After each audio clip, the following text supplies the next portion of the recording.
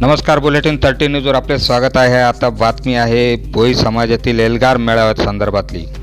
भोई समाजातील सर्व पोट जातींनी एकत्र येऊन काम करण्याचं आवाहन मंत्री भुजबळ यांनी केले आहे आणि त्यासाठी मी शेवटपर्यंत ओबीसीसाठीच लढेल, येवला येथील भोई समाजाच्या एल्गार मेळावा प्रसंगी ते बोलत होते। ओबीसी समाजातील अनेक पोट जाती आहेत। आपल्या न्याय हक्कासाठी मिळवायचे असतील तर ओबीसी घटकांनी एकत्र येऊन काम करायला हवं।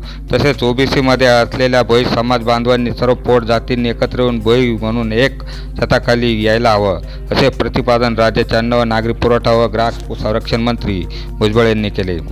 रविवार दिनांक 3 मार्च रोजी महात्मा फुले नाट्यगृह येवला येथे ते बोलत होते।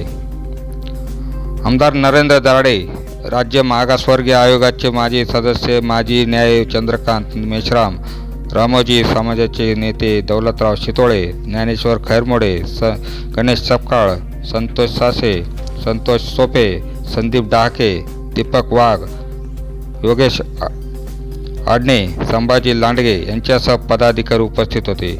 यावेळी आमदार नरेंद्र दराडे, राज्य मागासवर्गीय आयोगाचे माजी सदस्य, माजी न्याय चंद्रकांत मेश्राम, दौलतराव शितोळे, ज्ञानेश्वर खैरमोडे, वाल्मिक सोपे, गणेश सपकाळ यांनी मनोगत व्यक्त केले। बुलेटिन 13 न्यूजसाठी विलास कांबळे, येवला। आता अगोदर एक तर तुम्ही करा, या सगळ्या गोष्टी सोडून द्या। पोट जाते भोई तर भोई म्हणायला शिका।